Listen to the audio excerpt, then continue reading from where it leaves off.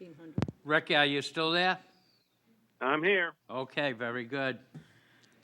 Okay, I'm going to call the Special Budget Review Committee to order on October 21st, 2019 at 7 p.m. here in the Aldermanic Chamber. Would the clerk please call the roll? Alderman Richard Dowd. Present by phone. Alderman Michael O'Brien is present. Alderman at Large Ben Clemens. Here.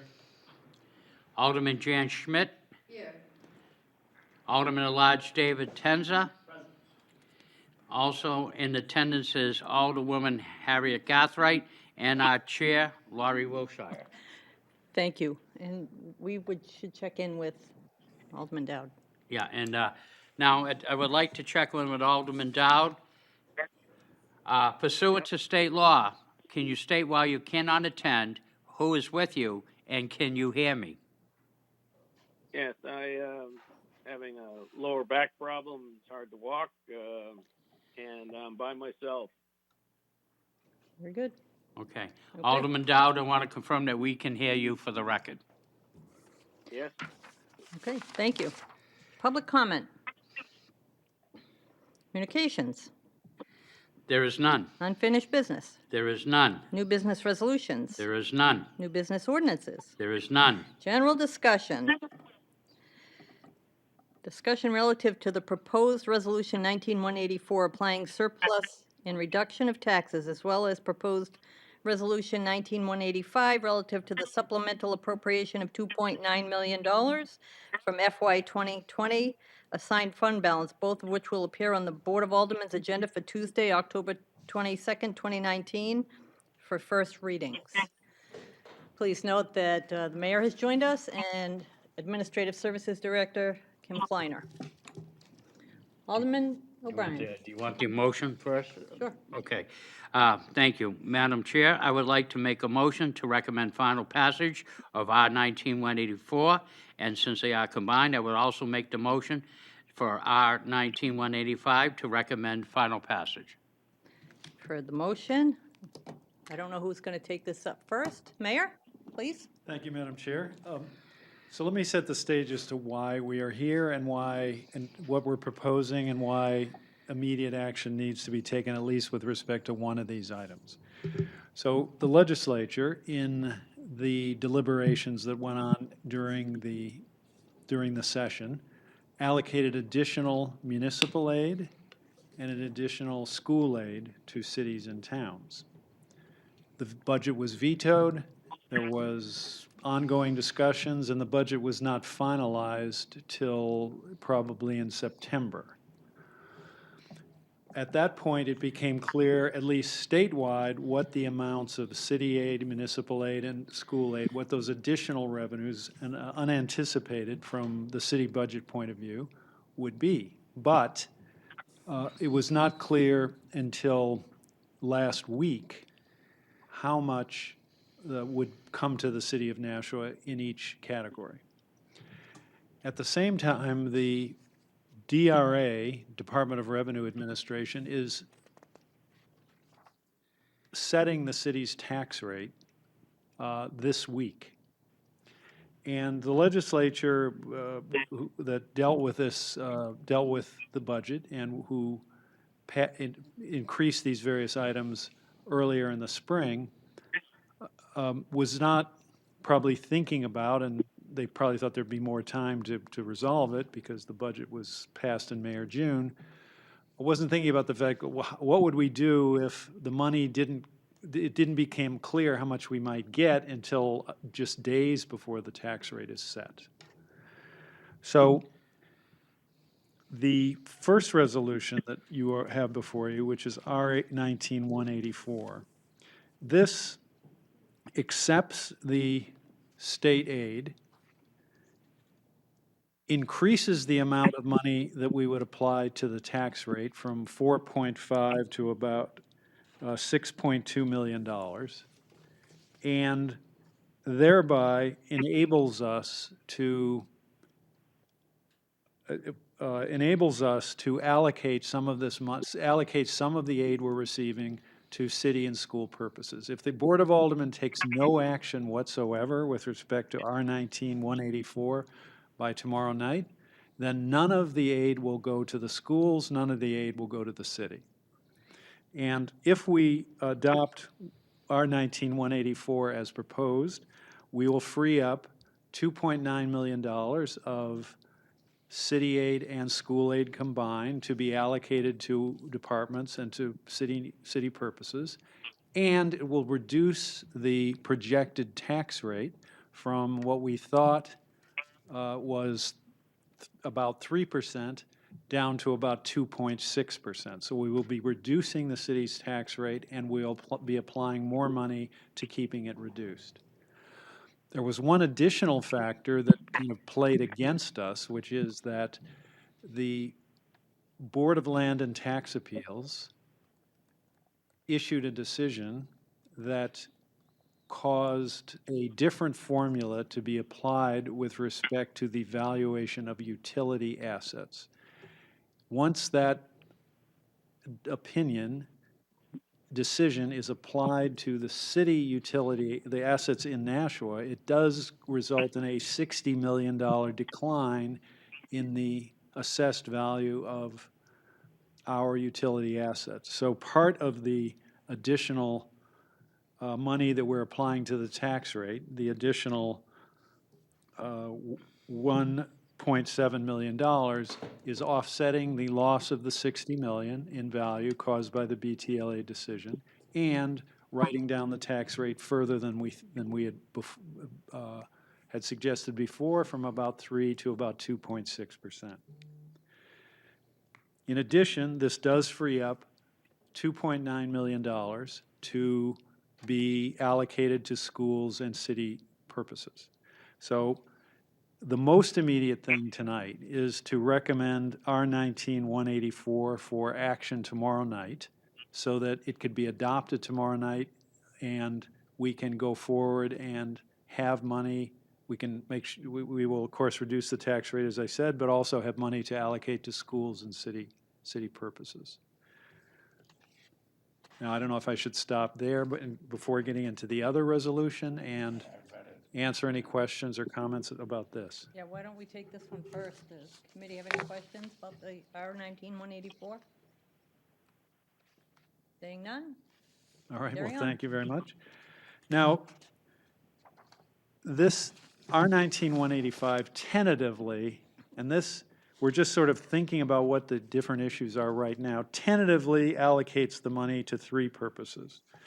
Number one, to education priorities, $1 million.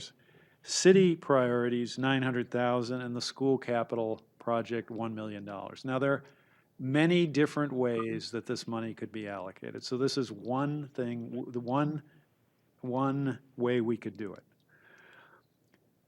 But we need to, I think at this point, further define what city general contingency purpose might be, because as we are getting into the year, and Ms. Kleiner is here to discuss this in more detail if you wish.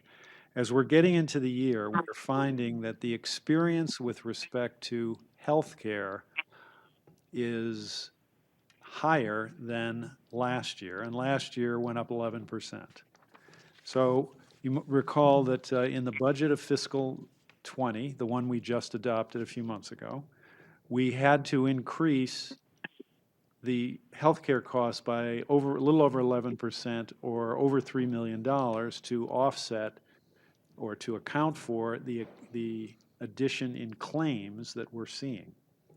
Now, you might remember that we saw between fiscal 18 and fiscal 19, and which we projected for fiscal 20. You might remember that we are self-insured, which does save the city a lot of money. We don't pay an insurance company a specific amount for each specific covered person. But on the other hand, therefore, we never have an actual fixed cost, because it depends on the claims that the employees and their dependents submit during the course of the year. So there can be a variance. So we're working off estimates. So to ensure the viability of this whole system, there is this self-insured system, there is a trust fund that backs up our self-insured medical benefits. So that if we run over, if the estimates are low, there is money to draw upon to pay all the claims. Now, you might remember that by the end of fiscal 19, and Ms. Kleiner can correct me if I'm wrong, that trust fund had gone down to about $3 million. And therefore, during the time when we allocated surplus and some of the designated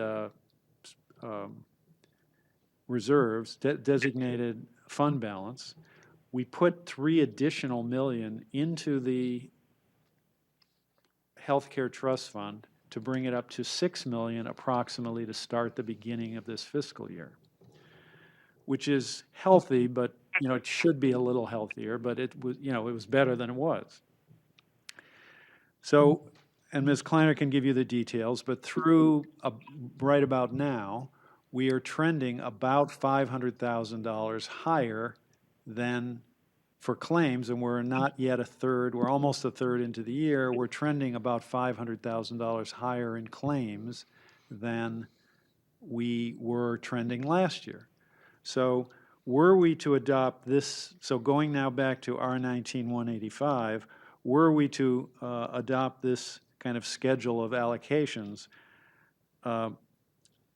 I would suggest that any city money here, $900,000, go to the healthcare reserve so that we can make sure we have enough money if the claims go over the budgeted amount.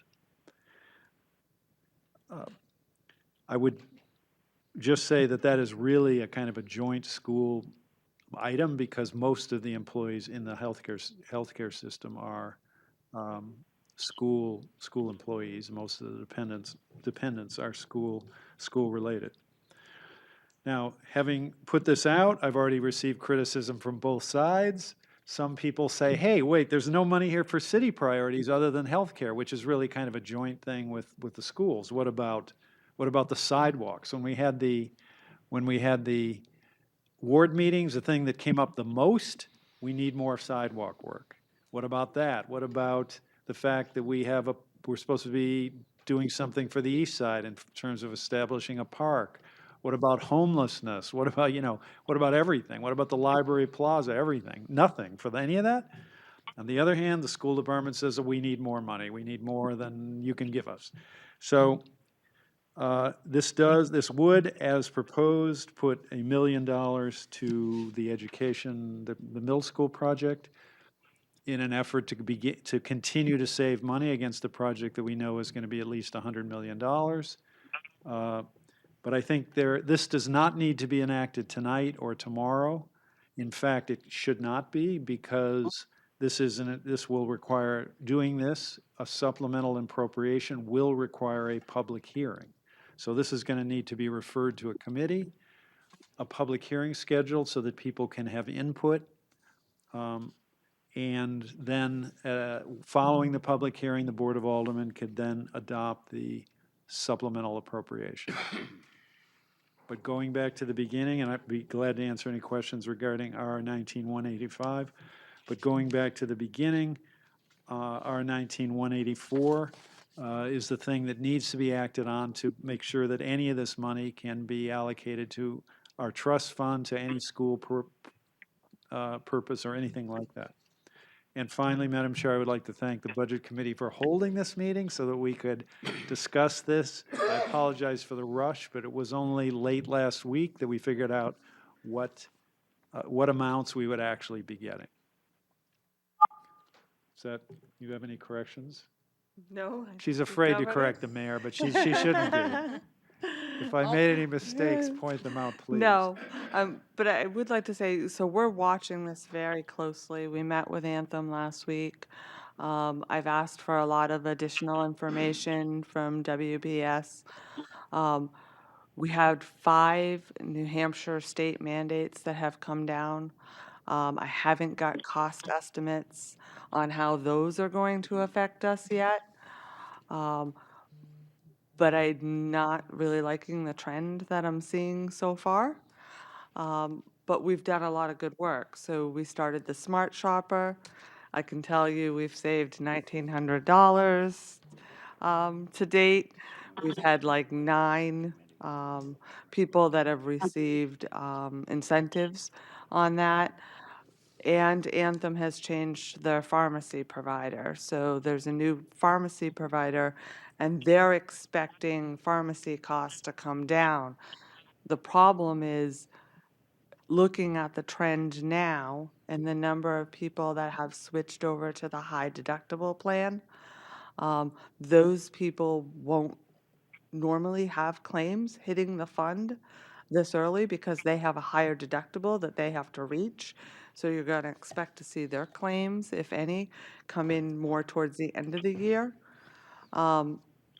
It causes a little bit of unrest within our department, but we're watching it very closely, and I hope that we see some of these smart shoppers, some of the new pharmacy benefits take hold the second half of the year.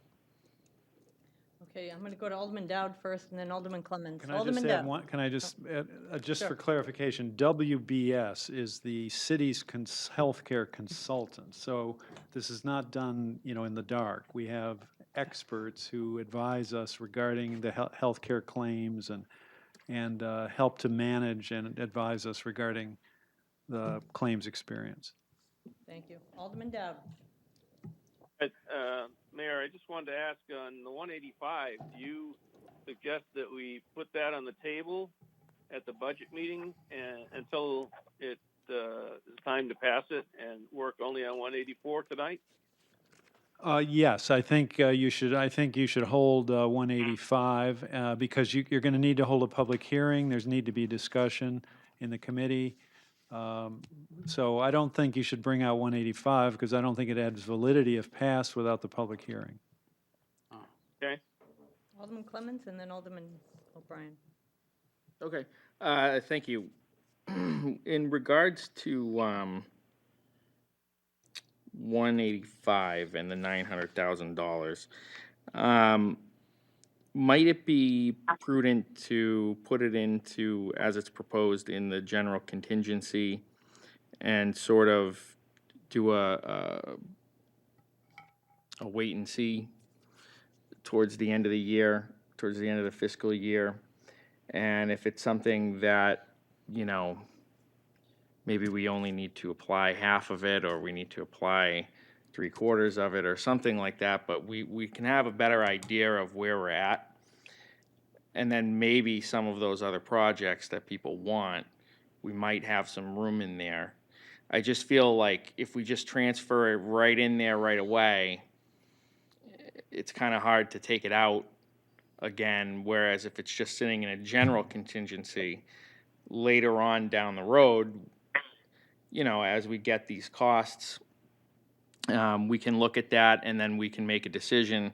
Okay, yep, they came in really bad and we got to transfer the whole thing out and we'll just do it. Or maybe there might be some room there to do a couple other nice things at the end of the year. So I think that would be my approach, but I don't know what. Well, I wouldn't have any problem with that. The only thing I would say is, if anything, we should increase the 900,000 because, we're already a $500,000 over.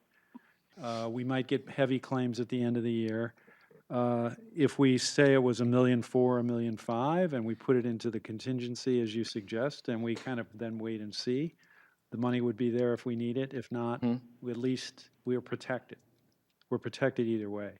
Right. And then at the end of the year, maybe we decide, well, let's do $1 million. The fund should have $1 million or $500,000, and there would be money to allocate to other things that we might think are important. Can I just follow up on that? I think that's great, and I would say that I think that's a great compromise and a great way to move forward with this, because I think it balances everybody's interest. So, Okay, Thank Alderman you. O'Brien. Yes, Madam Chair, it's a point of order question. On 185, would it be better to table it or to re-refer it to the Budget Committee for discussion at a later date? That's a good question. I mean, we can Well- table it. It hasn't even been referred. yet. Oh, it has, So- no, it hasn't even been referred, So right? we can take no action. Right. Yeah. Yeah, right. Actually, we're just, when you think about it, that hasn't been referred by the full board, right? Right. Yeah. Okay, so you can amend your motion to just, if you just want to take our 185 out of there. Yeah. Okay, and without any further action then, Yeah, your motion would be just to, on 184. on 184. Right, and Is that your motion?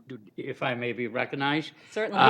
I would like to make an amendment to my motion by withdrawing it on R19-185. Okay, so the motion would be for recommend final passage of Resolution 19184. Alderman Clemmons. Yeah, in regards to this one, I think it's impeccable timing. I think that, you know, we got a blessing from the legislature that, you know, when we were discussing the budget, we never even thought could even happen, really. So this is gonna help reduce our taxes even more. It's gonna put some more monies into the schools. And I think that we have our state reps and state senators to thank for that. And I just wanted to mention that, and this will get my support tomorrow. Thank you, Alderman Clemmons. Alderman Tenza. Thank you. I just have a question for Ms. Kleiner. You mentioned that there were some state mandates that are affecting the healthcare costs.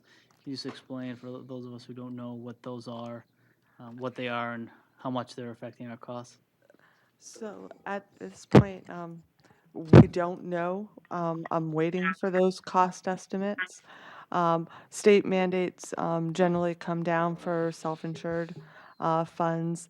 These particular state mandates, one speaks to the coverage of ex-spouses and how long you must cover them on COBRA. Another speaks to coverage of hearing aids. Another speaks to, and I'm going to try to remember all five off the top of my head. Another speaks regarding children with disabilities and some costs that you must claim or cover for that. And another is regarding infertility. So these come down, and the city has to weigh whether we accept those now. There's generally cost estimates with them. And I think until we have those cost estimates, we really don't know how they're going to affect us. But generally, you see these come down from the state from time to time. So if I'm just so these are cost estimates that provide coverage to city employees or mandate what the state has to cover for city employees, and not necessarily how much the city needs to hold in reserve to Correct. anything like that. Okay, They have to do with insurance coverage. thank you. You're welcome.